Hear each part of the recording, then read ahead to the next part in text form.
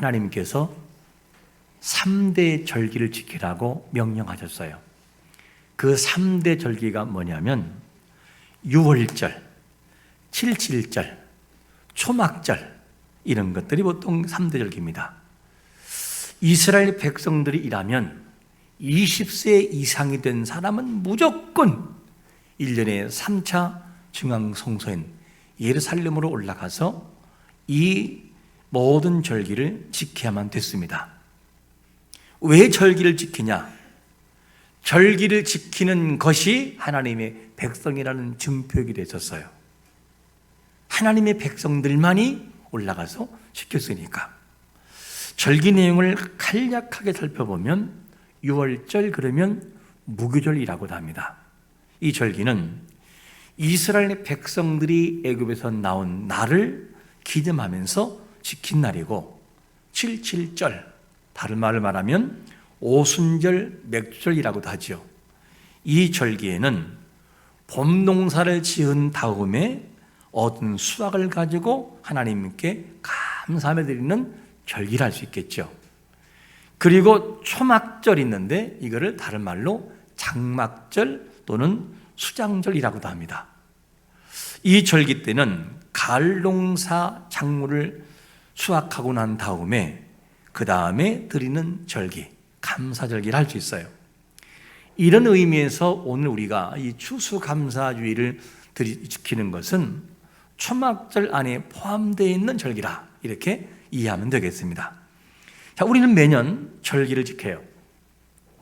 절기를 지킬 때마다 어떤 분들은 이렇게 질문할 수 있어요. 절기는 구약적인 법이 아닌가요?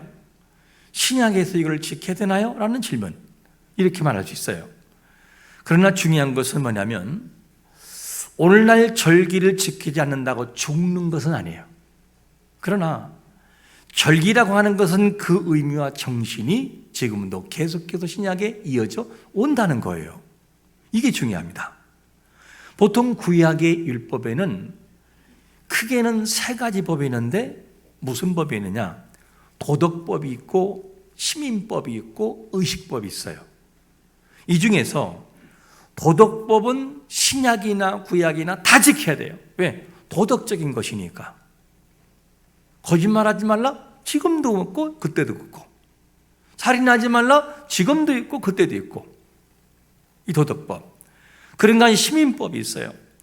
시민법은 그 시대와 상황에 따라서 결혼 제도라든가 아니면 이혼이라든가 생활습관, 이 모든 규례가 조금 달라질 수 있겠죠. 그리고 의식법은 뭐냐면 장차 오실 예수 그리스도에 대한 예표론적으로 드려지는 하나의 절기라 할 수 있어요. 이런 점에서 오늘 추수감사주일은 하나님이 우리에게 1년 동안 또는 반년 동안 지켜주신 애가 뭔가를 생각하며 드리는 절기이기 때문에 정말 중요한 절기를 할 수 있겠죠.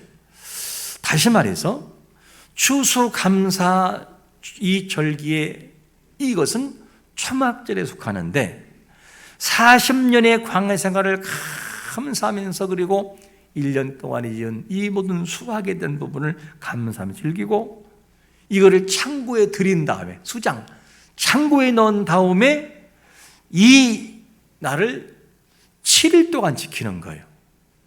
그리고 난 다음에 이때 곡식을 거둬들인 이 모든 것에 가장 좋은 것을 가지고 하나님께 드려지는 거고, 가난하고 소외되고 약한 자들과 함께 살피며 드리는 절기가 뭐냐? 이 추수감사주일이라 이렇게 생각하면 됩니다. 자, 우리가 1년을 돌아보면서 베푸신 은혜를 기억할 때 우리의 생각 속에 감사한 것이 있는지를 한번 물어봐야 돼요. 1년을 돌아보니 모든 것이 은혜라 이런 생각이 드는지, 아니면 뭐가 감사하지? 감사한 게 있었나? 뭐가 감사하지? 이렇게 생각이 드는지를 한번 기억해 봐야 돼요. 감사의 조건들을 진짜 들어가지 않아서 그렇지, 감사가 뭔지를 깊게 들어가 살펴보고 파헤쳐 보면 감사하지 않을 것이 아무것도 없어요. 그것이 비록 고난이랄지라도, 그것이 비록 나를 연단하는 과정이랄지라도 들어가 보면 야, 그게 감사했구나, 이거를 알게 되는 거죠. 그래서 우리가 감사라고 하는 것은 깨닫지를 못하면 절대 감사할 수 없어요. 깨달아야 감사할 수 있지. 오늘 본문에도 감사하는 자들이 나오고 감사하지 못하는 자들이 나와요. 두 부류가 나와요. 꼭 감사해야 할 사람은 감사하지 않고 저 사람이 감사할 수 있나라고 하는 사람인데 너무너무 감사하는 사람이 나와요. 이 내용이 오늘 본문의 큰 주제로 나옵니다. 오늘 말씀을 이해하기 위해서 어디하고 연결지어서 봐야 되냐면 요한복음의 사건과 연결지어서 보면 이렇습니다. 배경이 이렇게 시작이 돼요. 어느 날 예수님이 마지막 순회 전도 사역을 하고 계셨어요. 예수님께서 최종 전도 종착지는 예루살렘이에요. 왜냐? 십자가를 져야 되기 때문에. 자, 그러던 어느 날 예수님이 베레아에서 사역하고 계셨는데 소식이 오는 게 뭐냐면 평소에 사랑했던 나사로가 병들었다, 죽게 되었다는 거예요. 오셔서 나사로를 좀 치료해 주세요 라고 했는데 시간상 어떻게 되느냐, 제 시간에 도착하지 못해서 나사로가 어떻게 해요? 죽어버려요. 이것을 알고 예수님께서 가셔서 나사로를 살려내요. 무덤에서 나사로를 끌어낸다니까요. 나사로야 나와라 그러니까 동인체로 나와버려요. 너무너무 놀라운 일이죠. 이를 보았던 많은 사람들이 감격하고 놀라워요. 그리고 그분을 믿게 된 사건이 벌어졌어요. 그런데 문제가 뭐냐면 유대 종교 지도자들은 예수님의 사역에 대해서 반감을 품고 어떻게든 죽이려고 음모를 꾸며요. 그런데 예수님이 아직 십자가를 지실 때가 되지 않았기 때문에 이제는 죽는 것을 피하기 위해서 유대인들과 접촉을 피해버려요. 웬만하면. 그리고 난 다음에 사마리아 지역인 에브라임 동네에 잠시 유하셨다가 다시 최후의 순회전도길을 오르시는 거예요. 근데 예수님은 유대인들과 접촉과 직접적인 마찰을 피우기 위해서 어디로 최후의 순회전도를 가시느냐? 바로 사마리아 갈릴리 사이로 지나가시는 거예요. 왜? 그들과 접촉을 피해야 되기 때문에. 이 사건을 쭉 이야기하면서 어떤 하나의 주제가 나오냐면 첫 번째 주제가 이런 주제가 나와요. 한 마을에서 만난 사람들의 이야기가 나와요. 12절에 보니까 이런 말씀을 하잖아요. 한 마을에 들어가시니 나병 자 10명이 있어요. 10명이 예수님을 만나 멀리 섰다는 거예요. 이 사건을 등장시켜요. 예수님께서 유대인들과의 접촉을 피하려고 사마리아와 갈릴리 사이로 지나가시다가 한 마을에 가셨는데 와, 그곳에 나병 환자들이 그냥 군집을 이루고 있는 거예요. 군집을 같이 삶을 살면서 이들이 불된 삶을 살아가는 이유가 뭐냐? 오직 하나예요. 한센스병, 즉 나병에 걸렸기 때문에 어쩔 수 없이 분리가 돼야 돼요. 이게 율법이니까. 나병에 걸린 사람은 어떤 삶을 살아가느냐?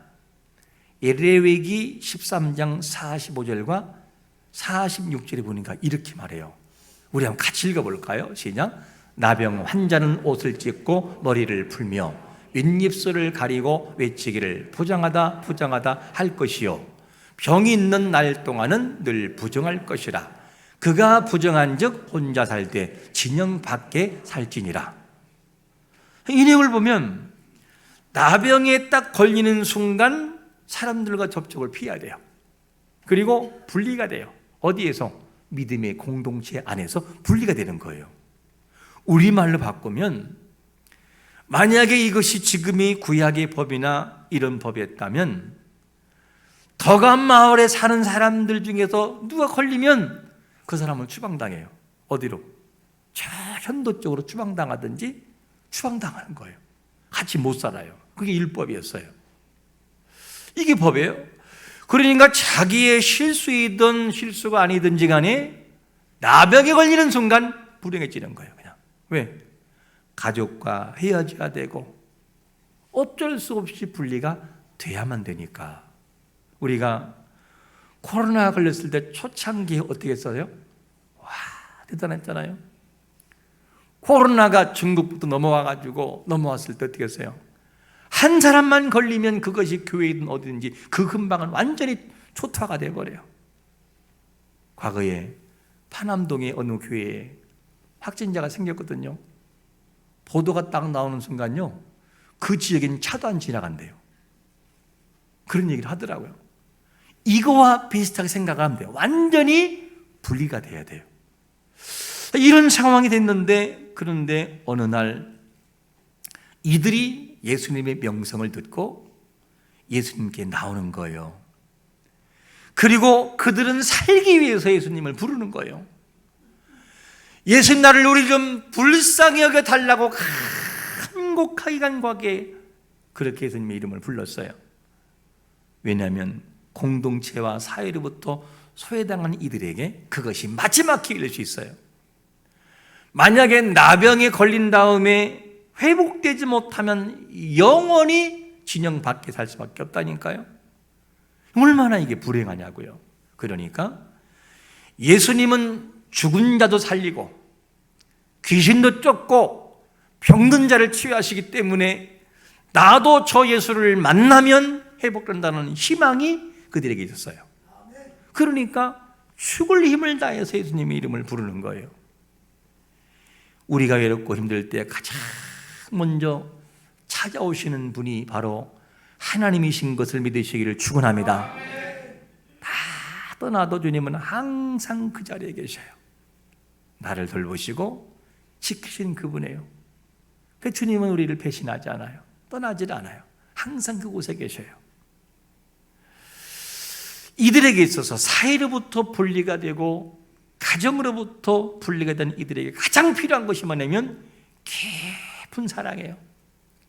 애정 있는 마음, 따뜻한 말이 그들에게는 가장 용기가 되는 말이죠. 식물이든 동물이든 사람이든지 간에 사랑이 딱 적용되면 그 인생은 살아나요. 식물도 마찬가지예요.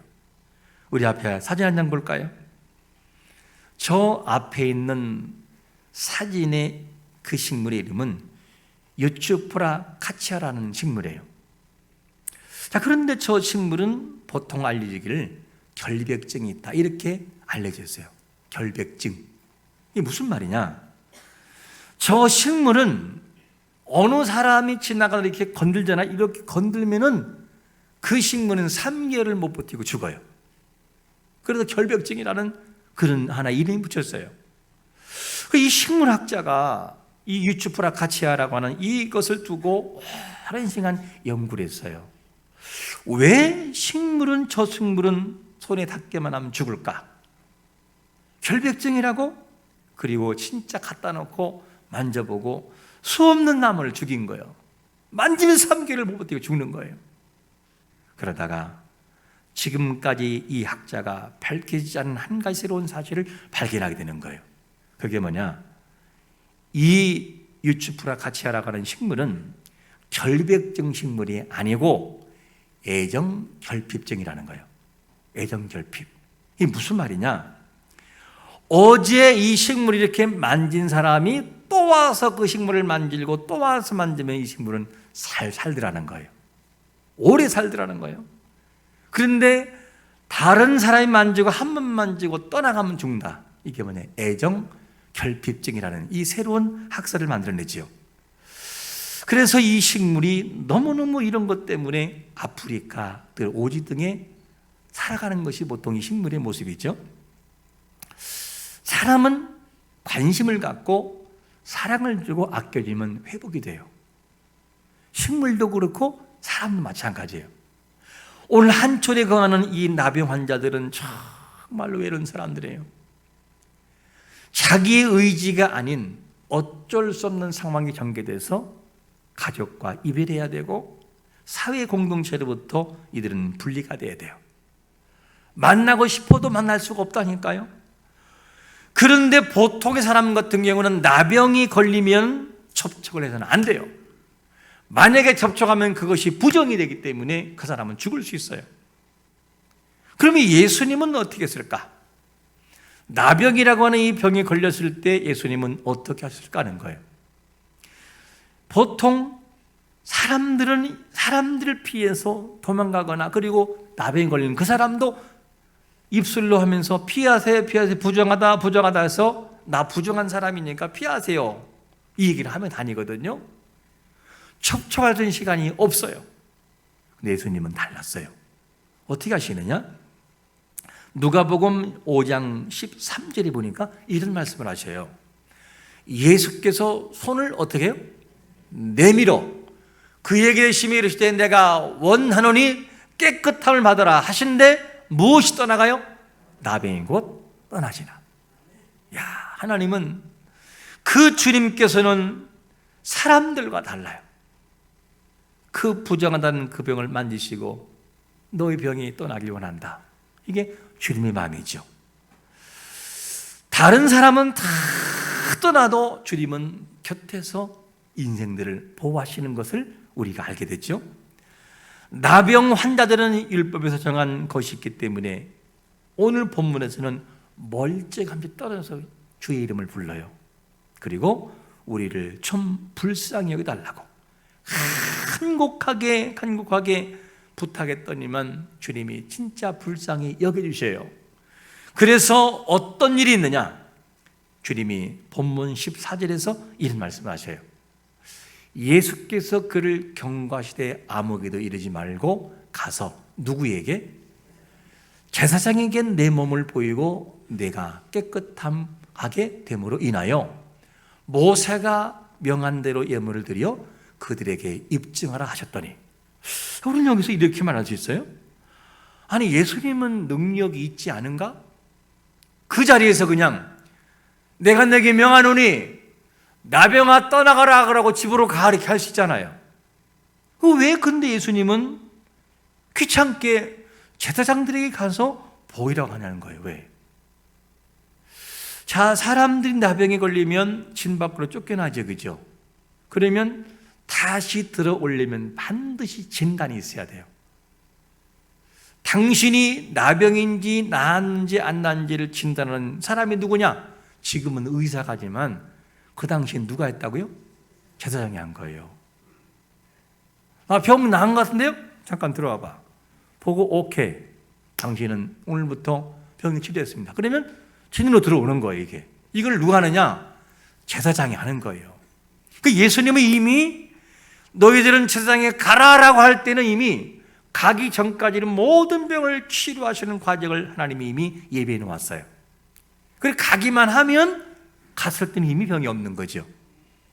그래서 제사장들에게 보이라고 하는 것은 뭐냐면 너희들의 병이 나았으니 제사장에게 확인해라, 이걸 증명하라, 그것을 보여주기 위함이었어요, 사실은요. 그래서 가라고 한 거죠. 자, 우리 예수님께서는 우리에게, 그리고 하나님은 우리에게 간절히 간구하는 제목을 들어 응답하십니다. 히스기야가 어느 날 죽을 병이 들었어요. 죽을 병을 들었으니까 이사야가 가서 히스기야에게 말합니다. 너 죽을 병 들렸으니까 이제 준비해라, 이렇게 말을 해요. 근데 우리 주위에서 보게 되면 이 말씀이 어느 정도 우리에게 적용되고 이해가는 것은, 사람이 죽을 때가 되면 어떤 행동한 줄 알아요? 많은 사람들이 뭐 한 줄 알아요? 정리를 해요. 집 정리를. 저희 어머니도 보니까 돌아가시기 일주일 전에 온갖 시집올 때까지 옷부터 제가 다 꺼내더라고, 다. 그 어머니 왜 그러세요? 그랬지만 집 좀 정리해야 된대. 그리고 산더미처럼 모아놓은 거를 다 불태워버리더라고요. 돌아가시 일주일 전에. 그리고 돌아가시더라고요. 건강하셨던 분이 있었어요. 그래서 어떤 분들은 뭐냐, 돌아가시갈 때 되면 막 이렇게 막 비몽사몽간에 하면서 하는 말이 가자, 가, 이렇게 어디를 가자고 그런대요. 이렇게 말을 합니다. 히스기야에게도 하나님 너 이제는 때가 됐으니 가라고 하자, 집 정리해. 그러니까 히스기야가 마음이 아파가지고 벽을 바라보고 하나님께 간절히 기도해. 하나님, 제가 그동안 한 것을 봐서라도 좀 한 번만 봐주세요. 진심으로 기도하니까 하나님이 뭐라고 하느냐? 이렇게 말씀합니다. 우리 한번 열왕기상 20장 5절과 6절 한번 같이 읽어볼까요? 시작. 너는 돌아가서 내 백성의 주권자 히스기야에게 이르기를 왕의 조상 다윗의 하나님 여호와의 말씀이 내가 내 기도를 들었고 내 눈물을 보았노라. 내가 너를 낫게 하리니 내가 3일 만에 여호와의 성전에 올라가겠고 내가 내 날에 15년을 더할 것이며 내가 너와 이 성을 앗소르 왕의 손에서 구원하고 내가 나를 위하여 또 내 종 다윗을 위함으로 이 성을 보하리라 하셨더라. 하나님 앞에 간절한 마음을 가지고 기도할 때에 하나님은 외면치 않고 들어 응답하시는 것을 믿으시기를 축원합니다. 이렇게 하여 10명의 나병 환자는 병이 나았더라. 그리고 폼으로 돌아가더라. 진으로 돌아갔더라는 얘기를 하는 거예요. 자, 이것이 얼마나 감사하냐. 이들이 나병으로부터 노임받은 다음에 어떻게 뛰어가고 어떻게 걸어갔을까? 여러분들이 만약에 사회로부터 공동체에서 완전히 예면된 상태에서 나았다면 어떻게 갈 것 같습니까? 저 같으면 빨리 집으로 들어갈 것 같아요. 뛰어가가지고 여보, 나 병 나았다고, 그동안 보고 싶었다고, 애들아 보고 싶었단다. 뭐 지나간 누가 불러요? 아니야 잠깐만, 그리고 막 뛰어갈 것 같지 않겠어요? 그리고 가족들은 얼마나 또 반가워할까? 그냥 부둥켜 막 울 것 같지 않아요? 아빠 보고 싶었다고. 그렇지 않겠어요? 이런 기쁨이 모든 사람에게 있었어요. 모든 기쁨. 자, 그런데 중요한 것이 뭐냐면 너무너무 기쁘고 너무너무 감사할 이 사건인데, 그런데 병이 낫고 난 다음에 제사장에게 보위로 가는 순간에 병이 난 걸 확인한 다음에 주님의 말씀처럼 나은 것을 보고 돌아와 감사한 사람이 몇 명인가 하는 질문이에요. 있는가? 이 병이 난 것을 보고 주님이 섭섭한 말씀을 하세요. 무슨 말씀하느냐? 두 번째 일을 말씀을 해요. 9은 뭐라고요? 어디 있느냐? 9은 17절과 18절에 그 내용을 얘기하잖아요. 아니 이 10명이 있는데 이방인 외에 9은 유대인들은 다 어디 가느냐? 유대인들은 어디 가느냐? 이걸 묻는 거죠. 은혜 받은 자는 10명인데 왜 하나뿐인 이방인만 와서 나에게 감사하고 고맙다 하느냐? 이 얘기를 하는 거예요. 가장 감사할 사람이 누구냐면 사마리아인이 아니에요. 여러분, 사마리아인이 누구냐? 이스라엘 영토 안에 있으면서도 이방인 취급받는 것이 사마리아인들이에요. 사마리아인들은 워낙 무시를 당해왔어요. 그래서 무시당하는 것에 이골난 사람들이에요. 그러나 유대인들은 자존심으로 살아간 사람들이에요. 유대인들이 얼마나 자존심 센지 지금도 마찬가지예요. 지금도 유대인을 건들면 보복을 2배로 해요. 2배로 한다니까요. 그게 유대인들이에요. 그런데 유대인들은 누구냐? 그런 사람들인데 그동안 유대인이지만 나병이라는 것 때문에 어쩔 수 없이 사마리아인과도 친구를 먹었어요. 그리고 공동체 안에서 살았어요. 왜? 나병이니까. 근데 병이 나은다면은 이 공동체로부터 분리된 것을 회복시켜줬으니까 정말 자존심 세운 것이 누구냐? 유대인들이에요. 그 유대인들은 2배로 감사해야 돼요. 근데 오늘 본문 보니까 유대인들이 얼굴이 보여요, 안 보여요? 안 보인다니까요. 주님 앞에 나와 정말 고맙다고 감사한 사람은 누구냐면 이방인, 소외당했던 이방인 외에는 나머지 9명은 안 들어와더라는 거예요. 자, 이 내용을 보면서 우리가 많은 생각을 하게 되는 거죠. 왜 정말 감사할 사람은 감사하지 않고 감사할 수 없는 사람만이 감사하는가? 이런 면을 바라볼 때 우리가 감사라고 하는 것은요, 깨달을 때 감사가 나오지 깨닫지 못하면 감사가 안 나온다니까요. 깨달아야 돼요. 그런데 어떤 사람들은 그렇게 생각을 해요. 감사할 게 있어야 감사하지요. 눈으로 확인하려는 사람은 죽을 때까지 감사 못합니다. 못한다니까요. 이것도 불평, 저것도 불평. 그런데 감사는 뭐 하는 거냐? 감사는 잉태시키는 거예요. 감사한 것도 눈에 보이지만, 감사한 눈에 안 보이지만 하나님은 감사합니다고 믿음 안에 잉태시키면 감사가 자라서 진짜 감사가 하게 되는 거죠. 이게 중요합니다. 그래서 감사를 잉태시키는 삶을 살아가는 것이 중요한데, 우리와 종교는 다르지만 감동을 주었던 아동문학의 시인 소파 방정환 선생이라는 사람이 있어요. 이 사람이 어느 날 밤늦게 깔 책을 읽는데 갑자기 창문이 열리더니만 복민한 강도가 들이닥치는 거예요.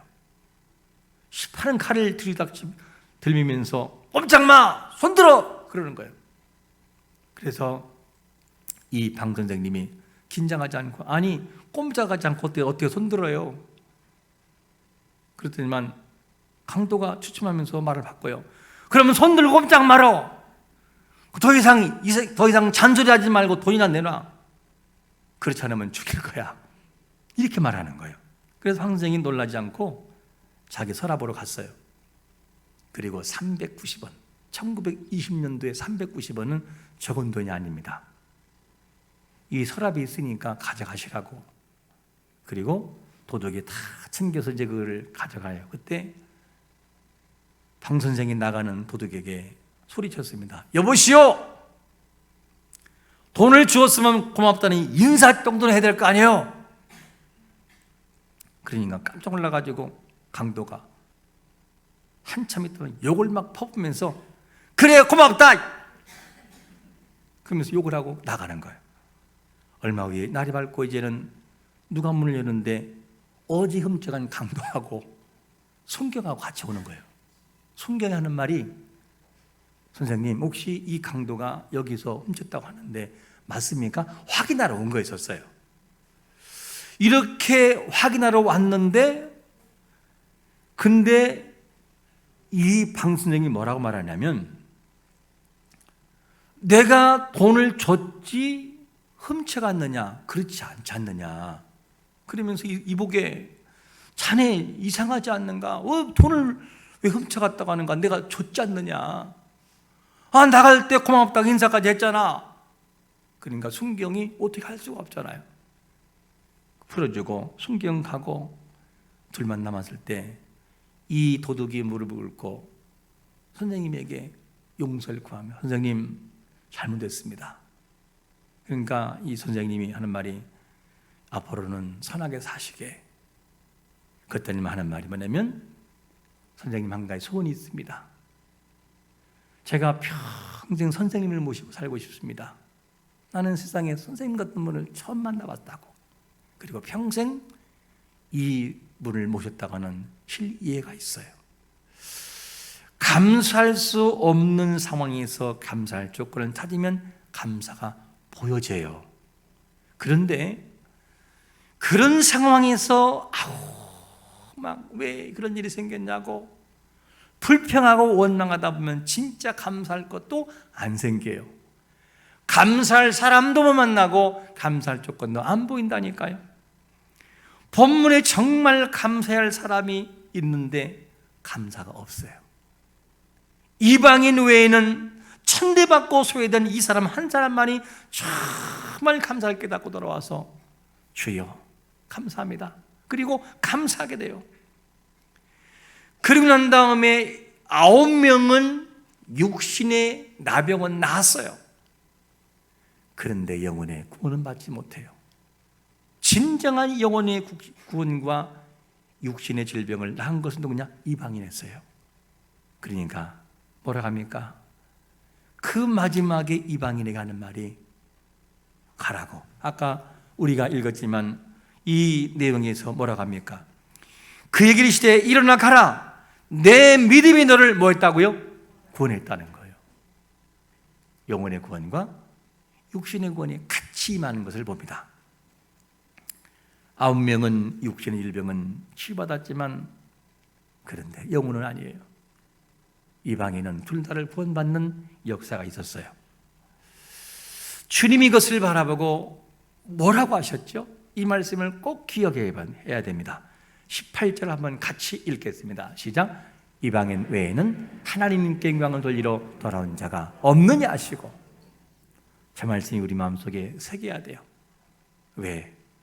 진짜 감사할 사람은 감사하지 않고 이방인 저만이 감사가 있느냐? 우리는 감사하지 못하는 9명에 속합니까? 감사는 사마리아인에 속합니까? 오늘 우리가 기억할 말씀은 어디에 속합니까? 라는 질문이에요. 어디에 속합니까? 한 해를 돌아보면서 어떤 상황에서도 감사를 잉태시켜서 감사가 자라고 자라 우리의 삶에 감사를 완전히 만들어낼 수 있는 그런 삶을 살아가시기를 예수 그리스도의 이름으로 축원합니다. 아멘.